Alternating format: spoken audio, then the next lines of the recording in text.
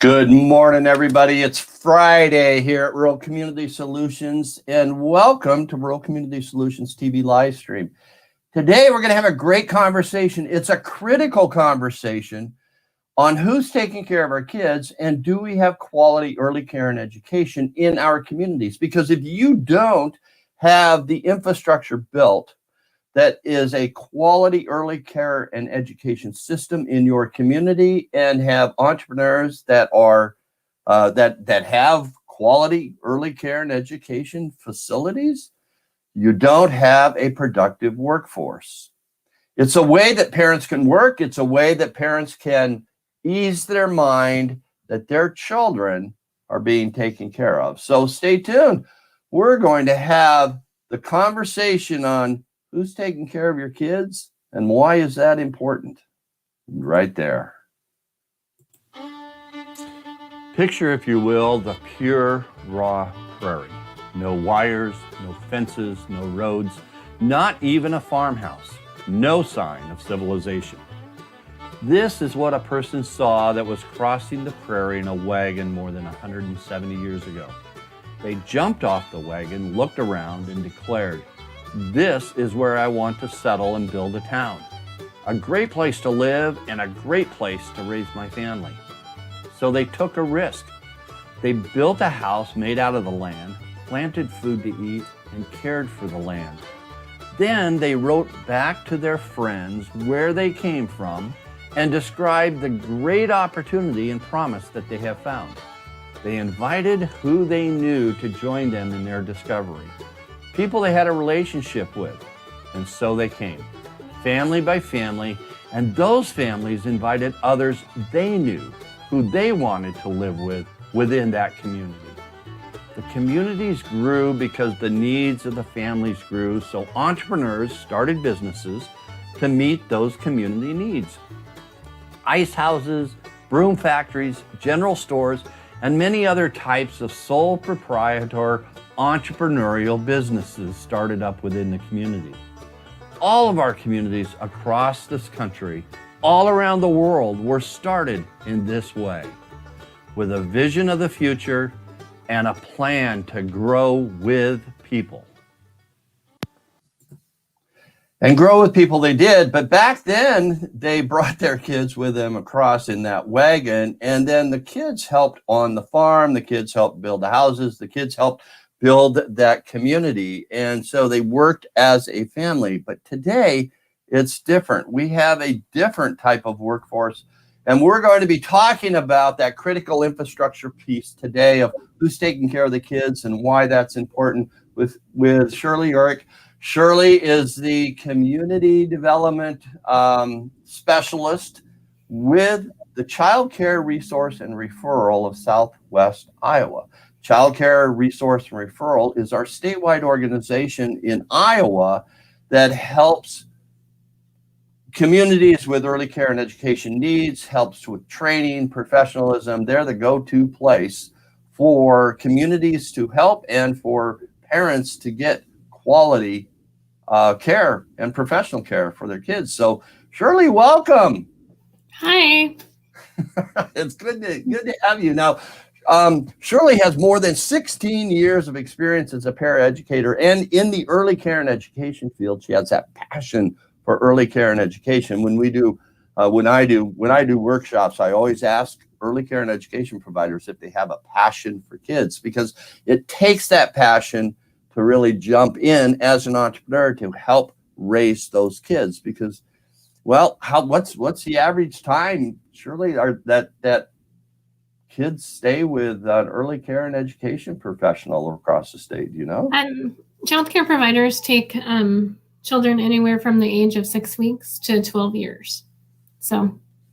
Okay, so and if a parent is working 40 hours a week, that's 40 hours a week, basically, that the kids are with somebody else on there too. So it's almost like a second parent, really, is what it is. So let's talk about the passion of early care and education, and maybe why would somebody want to go into the early care and education field? If you have a passion for children, this is the place to be. Back when I was working as a paraeducator and then again as an associate teacher at a lab school, I had that passion, and I figured out early on that I couldn't move forward in my career without the education I needed. So then I went on to get my bachelor's degree in early childhood education after that. So if you're passionate about it, then this is the place to be, because kids are our future. That's it. And but they're also our present. I mean, they're right there right now. And with early care and education, the quality care and education and the brain development, when you pay attention to kids' brain development, when they develop the core, you get a better workforce in the future. And so early childhood, the time during early childhood is the time that those brains are forming their functions. So it's the most important time. Yeah, let's talk a little bit about the first 2,000 days. So go on. Why is that important in the first 2,000 days? Because they're getting all their brain functions during that time. They're learning new things, and if a child isn't getting those key functions, then later on they struggle. Okay, so those key functions, they're like sponges. I mean, they absorb the environment on that of there. So this is why it's really when we do our trainings and what you work with every day of early care and education providers, for them to have that passion, because if you don't have that passion for kids, you're really doing more damage to that child than you are good. Yeah. I work with a lot of childcare providers that have that passion, and they're just amazing. Iowa has some amazing childcare providers. They really do, and I don't think I've ever had anybody walk out of the room because they didn't have the passion for kids. They are passionate. They have that burning desire. So here we are in COVID right now, and it has really taken the lid off of something we've known for many, many years as the infrastructure piece of early care and education. That we're kind of in a child care crisis. Yes. In not only in Iowa, but in rural America across the country. So what's Iowa doing? What are you doing to address the needs of our new type of workforce? We have a program with Childcare Resource and Referral that we've been working on. It's called Childcare Ready, and it's kind of it's a 4-week course that you get everything that you need to open your own childcare in your home or to work in a center. Some of those are trainings that you have to take, like there's an essentials training that you need to take. There's mandatory reporter. These are called pre-service training, mandatory reporter and CPR first aid. And then there's a lot of other things that we discussed during the childcare ready classes also. But at that point, then you can go to a center and tell them that you have all these trainings, and if you're hireable, they'll hire you, or you can open your in-home childcare also and become a business owner. Okay, so is this mandatory training for providers? Yes, they have to have those 3 trainings in order to move forward, and then there's a whole application process for a childcare home. So, okay, all right, and so if there's somebody staying at home right now and they want to be a home provider, or they are looking at their passionate kids, what's their first step? They would call me, and my phone number is 712-579-9057, and I would help them through that process. Okay, or they can go online and they can do the Google for CCR&R of Iowa and go to region 3. Region 3, and visit. There's a whole host on CCR&R websites of resources that you can do. So why is it important for communities now to have quality early care and education? There's a lot of communities that do not have, there's pockets of communities that don't have care in Iowa. I want to speak to another consultant that I work with that when she had her baby, she wasn't sure where she was taking her child because there was no openings. Everybody in her area had waiting lists. So, and we're hearing that from a lot of people that there's no openings. Some providers might have openings, but they don't have openings for infants or toddlers or a certain age group. So that's a real problem. And then there's also communities that don't have care at all, and people are driving 30 minutes to take their child somewhere out of their way, and then 30 minutes home back, and then 30 minutes home. So wow. And that's this is an amazing thing. And if you are a business out there and you have if you have employees, you really need to pay attention to this detail because some of the early care learning council gave some of these statistics that 65% of your parents are late for work because they had a child care issue. Okay, that's 7.5 times in a 6-month period, and so they're late for work. This is a crisis because it's really costing America's businesses. What we have found out is costing America's business about $30 billion a year in child-related incidences with their workforce. So what can communities then, how can businesses what do you do with businesses to get them involved in this? They can also go to our website. We have a page for communities on there, and that also takes them to myself, the community development specialist, and then we work on child care solutions together. Okay, so you actually are, you'll go into the community and you'll work with the businesses, you'll work with, say, like the Chamber of Commerce on that also. Okay. This just really amazes me because we are trying to, we help communities design family-friendly, youth-centered places. And if you're family-friendly, as you say you are, there are certain things you need to provide if you want to attract families. Yes. And this is number one, because when a person is looking for a place to live, right, they check out the schools first for their kids. And then if they're not school-age kids, they have to check out early care and education providers. Okay. So another thing, speaking of families, their CCR&R has a parent referral line that parents can call into for childcare. Let me get that number for you real quick. Hold on 1 second. It's 855-244-5301. And there's operators there, that parent specialists that can talk you through that, getting childcare. So operators are standing by to hear you in your car.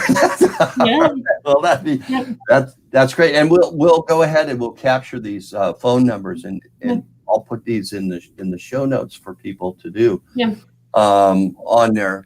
And Frank, I wanted to tell you too that it's free. It's a free service. They don't have to pay for those referrals. So okay, all right. So as we're looking at building back the economy and people are trying to get back to work, what is Iowa's situation right now, and what's going on other than the Childcare Ready program? What else is going on that the state is helping communities to do, or the state is addressing in certain areas? There's some grant funding coming down, so they're working on that to see if they can help providers to open childcare centers or to expand their childcares to make more slots. Okay, so grants, who would apply for those grants? People that are opening childcares. Okay, so if you're they're getting ready to open. So if you're in the process where you're going to say, I want to build a building, then that's too soon. So you need to be able to be opening a building for that funding. So Okay, so is Yeah. the grant to be used for operational funding then? it's for sorry, I'm trying to find the word. That's okay. That's okay. It's just funding that the government is putting down to help people, Okay. businesses. Okay, so if your community is looking at delving into that, make sure you talk to CCR&R in your area to access some of those grant funds. Yep. Okay, and then also I know in our state legislature they have addressed this, and the governor has just formed a new type of task force to address some of this. I know this is brand new, and some of the information isn't shareable or is not out there to formulate. So, how is that task force going to help communities address, do you think? A lot of the people that are on the task force are childcare providers or community members, or we also have a CCR&R person that's on that task force. So they're the people that are working in it. So stay tuned to that because that's pretty important. Yeah, that's because that's they're going to feed in, they're going to evaluate, and then they'll feed into the governor's office for more legislation to come on down, right? Yeah, okay. We also know it kind of that one of the challenges of getting into early care and education is pay. It's high cost for parents in some areas. It's high cost for parents, but low in wages.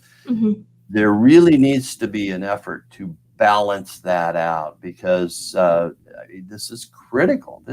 You are paying a minimum amount of dollars for people to really take care of your kids, but we have to keep kind of those costs low on there too. So talk a little bit more, if you can, about that balancing act that providers have to provide.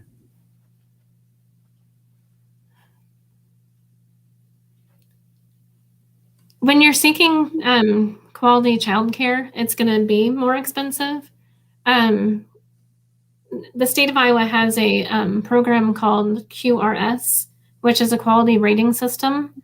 And so kind of like a hotel chain who has a 1-star, a 2-star, 3-star, 4-star, 5-star. Childcare providers also have that. So they can be anywhere from a 1-star to a 5-star childcare, and 5 being a program that has had an Iowa State assessor come out and assess them and tell them that they're a level 5. And then 1 through 4, they're working towards that. They're working towards that level 5 status. So those are quality programs that are working towards. Okay, and that's really important for parents to ask. I mean, are you a rated early care and education system? Because those quality steps they take, and then once they meet 1 and they go to 2. Yeah, and it's a lot of extra training for the providers to take. They spend their weekends and they spend their evenings and trainings, and they're putting in the time because of that passion that they have. So. Yep, and that is that passion, because there are a certain amount of early care and education, continuing education hours they have to meet over the 2-year period. Yeah. And if they're taking care of your kids during the day, they have to spend their time at their own expense. Yes. Spending the time learning and getting those early care and education. So I have so much appreciation for early care and education professionals and what they do. They are just, it's just amazing. And you working in that industry for such a long time, we just really appreciate the professionalism, the expertise that you bring to the profession, because what grinds me the most is I'm talking to parents and they say, oh, I've got to find a babysitter to use my kids, or the early care and education professional is getting gas at the C-Mart and somebody says, well, what do you do? And they say, well, I take care of kids during the daytime as a child care provider, and they say, "Oh, that's really nice that you babysit all those kids." That just goes. And so you have been working really, really hard in that profession to raise the standards on that too. And so that creates that environment for the professional then to not just be a babysitter. I mean, this profession is hard work, isn't it? Yes. I mean, just like we said a few minutes ago, that they're taking training. They're required by the state to take trainings. And a lot of those people, I mean, you're required to take 12 hours of training, but they're going above and beyond that. A lot of the providers do that because their passion for the children. They want new ideas for helping the children. They want the latest training for that. They want to do their best. That is. And how can I take a training that will help me do my job better? Yes. For the child. I mean, everything, everything that children. I have. It is. It is. You were talking about pay earlier, and they're not getting paid very much, but they're doing all these things because they love those children. So. Yeah, that's we have a portion in our training. We say, we define passion as what would you do if you knew, what would you do the most if you knew you didn't have to be paid? Yeah. And whenever I show that slide to early care and education providers, they chuckle because that's passion, and they're not paid very much for what they do. That's off. That's just, it's really great. Well, what is the most important point that you think communities and anybody that is looking to get into the early care and education business, or even, I haven't even thought of this. So how can, or what's the most important point for somebody to remember and communities to remember at this point in time as we try to build up that infrastructure piece again? And when I talk to communities, I talk to them about how if you want to bring people to your community, you're going to need the early childhood. You're going to need childcare, because younger families aren't going to move to a town that they don't have a childcare, or they don't have childcare available in the area. So that's one of the first things I talk to communities about, because, I mean, you have communities that are losing these younger families that have children because they don't have anything to offer those children. And if they don't have anything to offer the children, they don't have anything to offer the parents. And in reports that I have seen, and this comes from the Fed out of Minneapolis, because they have studied a lot of communities and how early care and education can really help that productive workforce. That 85% of employers that reported on this, that providing childcare services, now 85% of employers report that providing childcare services improves employee recruitment. So if you're looking at an edge to get more workers, know of the early care and education system, but participate in it. I think a lot of businesses step back and say, this isn't our responsibility. We don't want to become a babysitting service on that. So how else can businesses participate without opening up their own early care and education system? And some businesses that I've heard of that they'll find that child care provider in their town, or they'll find the child care center in their town, and they'll work with them. Like, they will come scoop their walks for a spot at their center for when those families start having children or need child care. And those are really good ideas. How can you partner with those child care providers or partner with those child care centers to have a spot for the worker's child? So those are some of the things we're hearing about.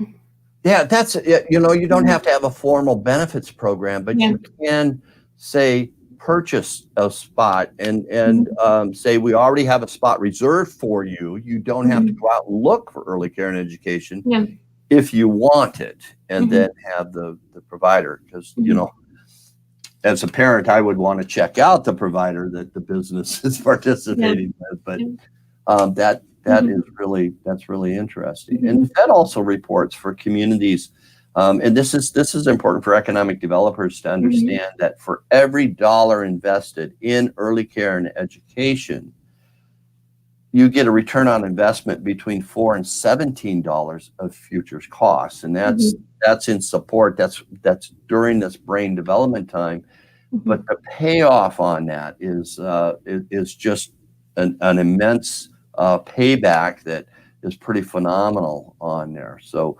communities really need to do and pay attention to this as they're. So where we've talked about the website, we've talked about your phone number, which we will put down there. But not everybody has a CCR&R within their state, or a Childcare Resource and Referral in their state, or called CCR&R. So is others? Yeah, go ahead. Our parent organization is called Childcare Aware. And so you can also go to that website also to find out what you have in your state. Okay. And that's I'll find that website, and we'll put that also in there. I can send it to you also, Frank. Okay, that would be great. That would be great. Childcare Aware. Okay, what anything else that people need to know to take that step of either helping in their community or taking care of their kids?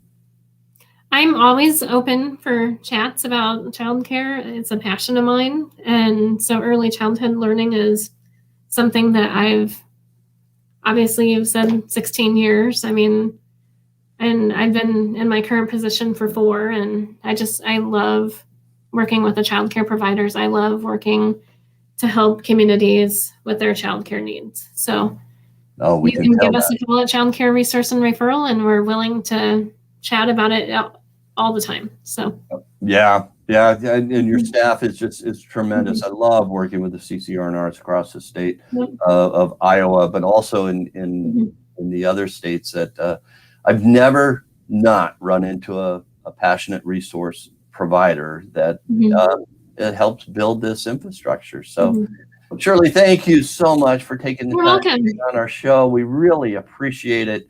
We'll get this out. This is important information for communities to know. Yeah. So stay right with us. I'll be right back as soon as I close the show here. Hang on. Okay. Well, there you go, guys. This is an important infrastructure piece. I can't stress that enough. We talk in this show a lot, and we talk as we work with communities to ask this question: how will this decision affect kids? When you put kids in front of every decision that you are making, then you are really working to create a better culture for your workforce, for your entrepreneurs that are growing up within your community. It's creating those environments that people want, that families are looking for. And when people are looking to move into your community because they're choosing their community and bringing their job with them, early care and education is one of the first things they're going to ask you about your community. So what are you doing to shore up that infrastructure piece in your community? If you want more information, contact CCR&R in Iowa, contact Childcare Aware in any other state that you can, and they will help you find your resource in your state that can help you build that infrastructure.